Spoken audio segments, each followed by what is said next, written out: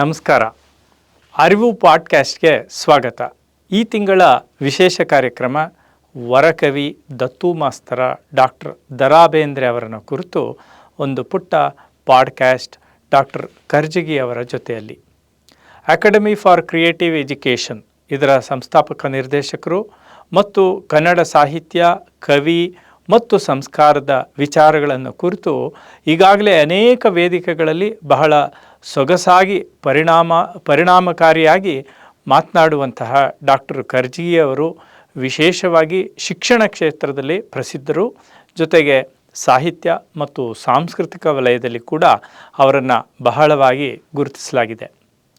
Doctor ಕರ್ಜಗಿಯವರು ಮತ್ತು ಬೇಂದ್ರೆ ಅವರು ಇವರು ಅನೇಕ ಬಾರಿ ಹಿಂದೆ ಭೇಟಿಯಾಗಿದ್ದರು ಮತ್ತು ಅನೇಕ ಸ್ವಾರಸ್ಯಕರ ಸಂದರ್ಭಗಳು ಈ ಹಿನ್ನೆಲೆಯಲ್ಲಿದೆ.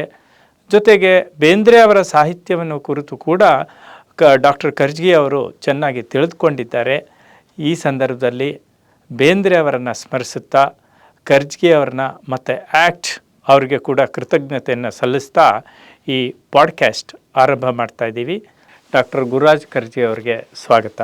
ನಮಸ್ಕಾರ ಸರ್. ತಾವು ಬೇಂದ್ರೆ ಅವರನ್ನು ಮೊದಲು ಕಂಡಿದ್ದಲ್ಲಿ ಮತ್ತು ನಿಮ್ಮ ಫಸ್ಟ್ ಇಂಪ್ರೆಷನ್ ಅವ್ರನ್ನ ನೋಡಿದ ತಕ್ಷಣ ನಿಮಗೆ ಏನು ಅನ್ನಿಸ್ತು ಸರ್?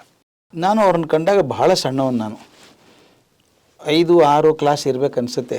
ಧಾರವಾಡದಲ್ಲಿ ಮಾಳಮಡ್ಡಿ ಅಂತ ಅನ್ನೋಲ್ಲಿ ಇದ್ವಿ. ಅವ್ರು ನಮ್ಮ ಅಜ್ಜನ ನೋಡೋಕೆ ಮನೆಗೆ ಬರೋರು. ನಮ್ಮ ಅಜ್ಜ ಒಂಥರ ಫೇಮಸ್ ಮನುಷ್ಯ. ಅವ್ನು ನೋಡೋದಕ್ಕೆ ಬೇಂದ್ರೆ ಬಂದಾಗ ಅವರು ಬೇಂದ್ರೆ ಮಾಸ್ತರು ಅಂತ ಕರಿತಿದ್ವಿ ನಾವು.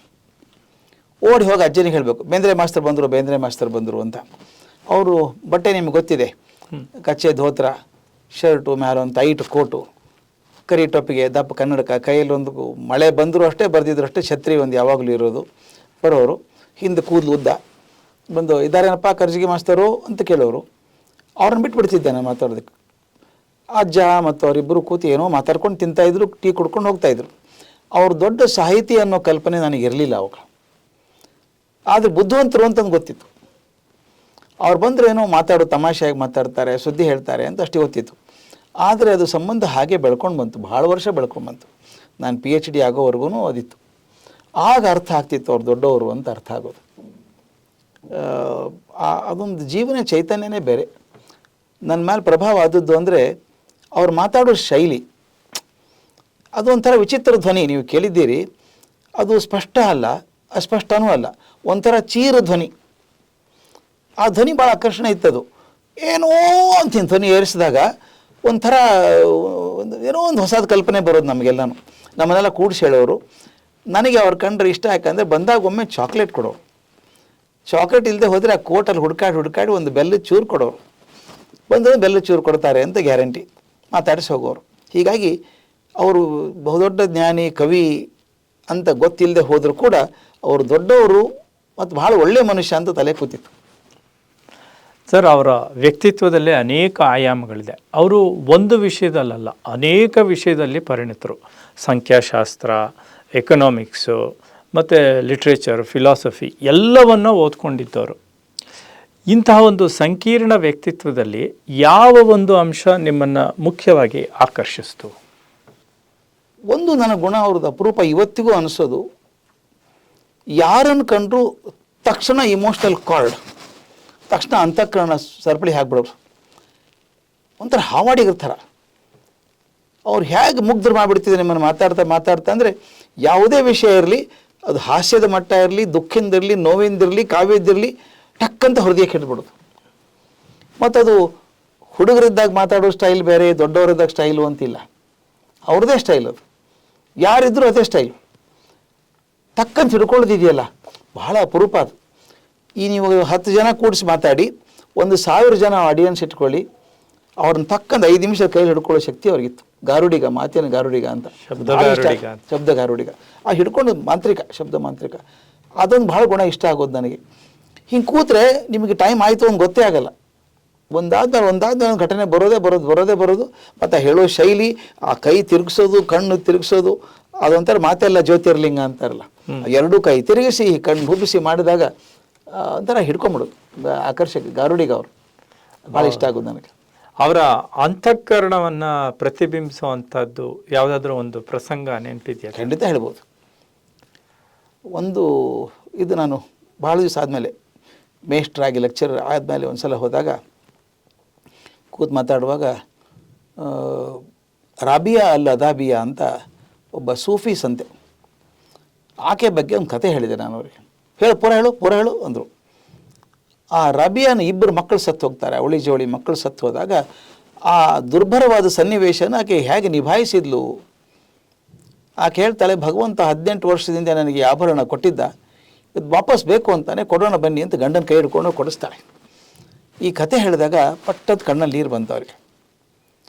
ಬಂದ್ಬಿಟ್ಟು ತಕ್ಷಣ ಏನು ಹೇಳಿದ್ರು ಗೊತ್ತಾ, ಪುಣ್ಯವಂತಪ್ಪ ರಾಬಿಯಾ, ಒಂದೇ ಸಲ ಇಬ್ಬರು ಮಕ್ಕಳು ಹೋಗ್ಬಿಟ್ರು. ನಾನು ನೋಡೋ 9ರಾಗ 6 ಹೋದ್ವಲ್ಲೋ, ಅದು ಒಂದಾದ್ಮೇಲೆ ಒಂದು ಹೋದ್ವಲ್ಲೋ. ಅಂದರೆ ಯಾವುದೋ ಕ್ಷಣದಲ್ಲಿ ಯಾವುದೋ ನೆನಪಾಗ್ಬಿಡುತ್ತೆ. ರಾಬಿಯಾ ಇಬ್ಬರು ಮಕ್ಕಳನ್ನ ಕಳ್ಕೊಂಡ್ರು ಅಂದಾಗ ಇವರಿಗೆ ಇಬ್ಬರು ಮಕ್ಕಳದಲ್ಲ, ನನ್ನ 6 ಮಕ್ಕಳನ್ನ ಕಳ್ಕೊಂಡಲ್ಲಪ್ಪ. ಅದು ಒಂದೇ ಸಲ ಅಲ್ಲ, ಒಂದೇ ಸಲ ಹತ್ಬಿಟ್ಟು ಸುಮ್ಮನೆ ಕೂತ್ಬಿಡೋದು ಆಗಲ್ಲ. ಇದು ಒಂದು ಗಾಯ ಮರೆಯೋದ್ರಲ್ಲಿ ಮತ್ತೊಂದು ಗಾಯ, ಒಂದು ಗಾಯ ಮತ್ತೊಂದು ಗಾಯ. ಆ ಬೇಂದ್ರೆ ಅವ್ರು ಹಾಗೆ ಕಣ್ಣಲ್ಲಿ ನೀರು ತಂದದ್ದು ನೋಡಿರಲಿಲ್ಲ ನಾನು. ಸರ್, ಆಮೇಲೆ ತಾವು ಹಿಂದೆ ಒಂದ್ಸಲ ಎಲ್ಲೋ ಒಂದು ಕಡೆ ಹೇಳಿದ ನೆನಪು ನನಗೆ, ಸ್ಕೂಟರ್ನಲ್ಲಿ ತಾವು ಅವ್ರನ್ನ ಓಡಾಡಿಸ್ತಾ ಇದ್ರು, ಅದ್ರ ಬಗ್ಗೆ ಒಂಚೂರು ಹೇಳಿ. ಅಯ್ಯೋ, ನಾನು ನಿಜ ಹೇಳ್ತೀನಿ ಅವರೇ, ಈಗೆಲ್ಲ ನಗ್ತೀನಿ, ಸಂತೋಷ ಪಡ್ತೀನಿ, ಘಟನೆ ಹೇಳಕ್ಕೆ ಹೋಗಿ ಬೈತಿದ್ದೆ ನಾನು ಅವ್ರನ್ನ. ಆನೆಸ್ಟ್ಲಿ ಹೇಳ್ಬೇಕು, ಪ್ರಾಮಾಣಿಕ ಬೈಕೋತಾ ಇದ್ದೆ. ನಾನು ರಿಸರ್ಚ್ ಮಾಡೋಕೆ ಬಂದ್ಬಿಡೋರು, ನಡಿ ಹೋಗೋಣ, ನನ್ನ ಕಡೆ ಸ್ಕೂಟರ್ ಬೇರೆ, ನಡಿ ಹೋಗೋಣ ಅನ್ನೋರು. ಎಲ್ಲಿ ಕೇಳೋಂಗಿಲ್ಲ ಅದನ್ನು. ಅವರು ಸೈಕಲ್ಲು ಅದು ಇದು ಏನು ಇಲ್ಲ, ಅವ್ರು ಹೋದ್ರೆ ಟಾಂಗಾದಲ್ಲೇ ಹೋಗ್ಬೇಕು ಅವ್ರು, ಮತ್ತೊಂದೇನಿಲ್ಲ. ಆಟೋ ರಿಕ್ಷಾ ಇರಲಿಲ್ಲ ಧಾರವಾಡದಲ್ಲಿ ಅವಾಗ. ಟಾಂಗಾದಲ್ಲಿ ನಡಿ ಹೋಗೋಣ ಅನ್ಬೇಕು. ಎಲ್ಲಿಗೆ? ನಡಿ ಮುಂದೆ. ಅವರು ಹಿಟ್ಲರ್ ಇದ್ದಂಗೆ ಹೈಜಾಕ್ ಅದು ನಮ್ಮನ್ನೆಲ್ಲರೂ. ಅದು ಗೊತ್ತು, ಇಡೀ ದಿವಸ ಹೋಯ್ತಾನೆ ರಿಸರ್ಚ್ ಅಂತೆಲ್ಲ, ಗ್ಯಾಸ್ ಲೈಟ್ ಆಫ್ ಮಾಡಿ ಲ್ಯಾಬ್ರಾಟ್ರಿ ಬಂದ್ ಮಾಡಿ ಹೋಗೋದು ಅವ್ರ ಜೊತೆಗೆ. ಎಲ್ಲಿ? ನಡಿ ಲೈಬ್ರರಿಗೆ ಹೋಗೋಣ ನಡಿ. ಅಲ್ಲಿ ಕೆ ಎಸ್ ದೇಶಪಾಂಡೆ ಅವರು ಲೈಬ್ರರಿಯನ್ ಇದ್ರು. ಅವರು ಇವರಿಗೆ ಕಾಲೇಜ್, ಕರ್ನಾಟಕ ಯೂನಿವರ್ಸಿಟಿ ಒಳಗೆ. ಅವರು ಭಾರಿ ದೋಸ್ತರು. ಮಾತು ಕೂತ್ಕೊಂಡು 2 ತಾಸು ಕೂತ್ಕೋಬೇಕು. ನಾವೇನು ಮಾಡ್ಬೇಕು, ಹೊರಗೆ ಸುಮ್ಮನೆ ಓಡಾಡ್ತಾ ಇರ್ಬೇಕು ನಾವು, ಅಲ್ಲಿ ಇಲ್ಲಿ ಬರೋ ತನಕ ಕಾಯ್ಬೇಕು ಇವ್ರನ್ನ. ಬರುವಾಗ ಒಂದಿಷ್ಟು ಪುಸ್ತಕ ಇಟ್ಕೊಂಡ್ಬರೋದು, ಒಂದು 15-20 ಪುಸ್ತಕ. ನೀವು ಹೇಳ್ದಂಗೆ ಸೈಕಾಲಜಿ ಪುಸ್ತಕ, ಸ್ಟ್ಯಾಟಿಸ್ಟಿಕ್ಸ್ ಪುಸ್ತಕ, ಎಕನಾಮಿಕ್ಸು, ಕೆಮಿಸ್ಟ್ರಿ, ಪೀರಿಯಾಡಿಕ್ ಟೇಬಲ್ ಕಲಿಸಿದಾರೆ ನನಗೆ ಕಲಿಸಿದ್ದಾರೆ. ಇದೆಲ್ಲ ಇಟ್ಕೊಂಡ್ಬರೋದು. ಒಂದು ರಾಶಿ ತೋಯ್ದು ಮುಂದಿಡು ಅನ್ನೋರು. ಆ ಸ್ಕೂಟರ್ ಮುಂದಿಟ್ಕೊ, ನಡಿ ಹೋಗೋಣ. ಎಲ್ಲೇ? ನಡಿ ಹೋಗೋಣ ಮಾಲ್ಮಡಿ. ನಿಮ್ಗೆ ಗೊತ್ತು, ಧಾರವಾಡದಲ್ಲಿ ಸಮಾನ ಎಲ್ಲ ಅನ್ನೋದಿಲ್ಲ, ಹೀಗೆ ಇರೋದು ಎಲ್ಲನೂ. ಅಲ್ಲಿ ಯೂನಿವರ್ಸಿಟಿ ಕೆಳಗೆ ಬಂದು ಕಾಲೇಜ್ ಸ್ಕೂಲ್ ಓಳಿ ಬಸಪ್ಪನ ಗುಡ್ಡ ಅಂತ ಹಿಂಗೆ ಕೆಳಗೆ ಇಳಿದು ಆಲ್ಮಟ್ಟಿದು ಬರಬೇಕು, ಮಾಲ್ಮಟ್ಟಿಗೆ ಬರಬೇಕು. ಅಲ್ಲಿ ಎಮ್ಮೆ ಕೇರಿ ಅಂತ ಒಂದಿದೆ, ಪ್ರಖ್ಯಾತವಾದದ್ದು. ರೈಲ್ವೆ ಸ್ಟೇಷನ್ ಹಿಂದ್ಗಡೆ ಇಲ್ಲ, ಊರಲ್ಲಿ ಸ್ಟೇಷನ್ನಿಂದ ಊರಲ್ಲಿ ಹೋಗ್ಬೇಕಾದ್ರೆ ಬಲಗಡೆ ಬರುತ್ತೆ ಮಾಲ್ಮಡ್ಡಿ ಆದಮೇಲೆ. ಎಮ್ಮೆಗಳು ಆರಾಮಾಗಿ ಮಲ್ಕೊಂಡಿರೋ ಜಾಗ, ಅದಕ್ಕೆ ಎಮ್ಮೆ ಕೆರೆ ಅಂತ ಹೆಸರು. ಕೊಳಕ್ಕೆ ರಾಡಿಯಲ್ಲಿ ಮಲ್ಕೊಂಡಿರ್ತಿದ್ವು.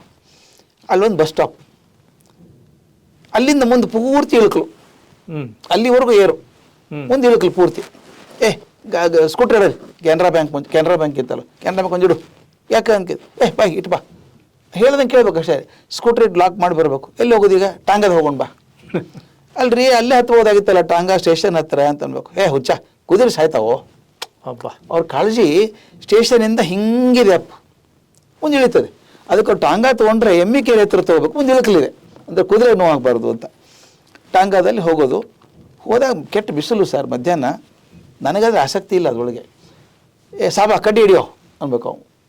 ಒಂದು ಜನರಲ್ ಥಿಯರಿ ಏನು ಅಂದರೆ, ಟಾಂಗಾ ಓಡಿಸೋರ್ಲ ಸಾಬರು ಅಂತ.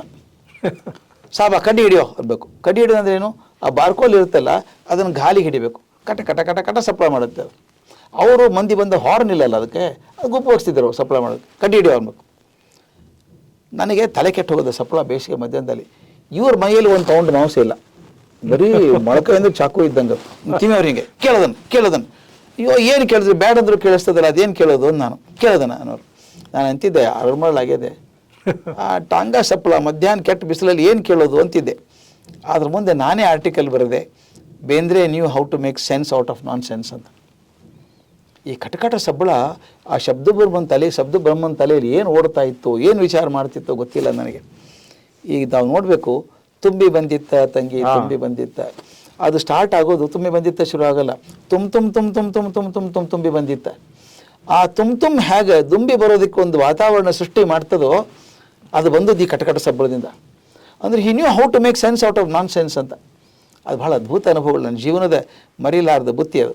ಅಂದರೆ ಅವ್ರ ಮನಸ್ಸಿನಲ್ಲಿ ಯಾವಾಗಲೂ ಒಂದು ಲಯದ ಧ್ಯಾನ ನಡೀತಾ, ಯಾವಾಗಲೂ ಲಯ ಅಲ್ಲ, ಲಯ ಗುನುಗೋದು, ಯಾವಾಗಲೂ ಗುನುಗ್ತಾರೆ, ಏನೋ ಗುನುಗ್ತಾರೆ ಅವರು. ಮರಾಠಿ ಅಭಂಗ ಗುನುಕ್ಬೋದು, ಯಾವುದೋ ಪದ್ಯ ಗುನುಗ್ಬೋದು, ಯಾವುದೋ ಕಾಳಿದಾಸನ ಪದ್ಯ ಗುಣಕೊಂಡಿರೋದು. ಬಾಯಿ ಸುಮ್ಮನೆ ಇರೋದು ನೋಡೇ ಇಲ್ಲ ನಾನು. ಯಾವಾಗಲೂ ಶಬ್ದದ ಬೆನ್ನು ಹತ್ತೋರು. ಯಾವ ಶಬ್ದ ಒಂದೇನೋ ಶಬ್ದ ಹೇಳಿಬಿಟ್ರೆ ಸಿಕ್ಕಾಕೊಂಡ್ರಿ ನೀವು. 10 ಶಬ್ದ ಹೇಳ್ಬಿಡೋದು, ಅದಕ್ಕೆ ತಲೆ ಕೆಡಿಸ್ಬಿಡೋದು. ಶಬ್ದ, ಭಾವ, ಅರ್ಥ, ಅದಕ್ಕೊಂದು ಲಯ. ಮತ್ತು ಇನ್ನೊಂದು ಅವ್ರು ಹೇಳ್ತಾ ಹೋದರೆ ಇನ್ವಾಲ್ವ್ ಆಗಿ ಆಗಿ ಆಗಿ ಎಲ್ಲೆಲ್ಲೋ ಕನೆಕ್ಟ್ ಆಗಿಬಿಡುತ್ತೆ. ಎಲ್ಲಿದೆಲ್ಲ ಹೋಗ್ತದೆ ಹೇಳೋಕೆ ಸಾಧ್ಯವೇ ಇಲ್ಲ. ಅವ್ರ ಸಾಹಿತ್ಯದ ದೊಡ್ಡ ಸವಾಲೇ ಅದು.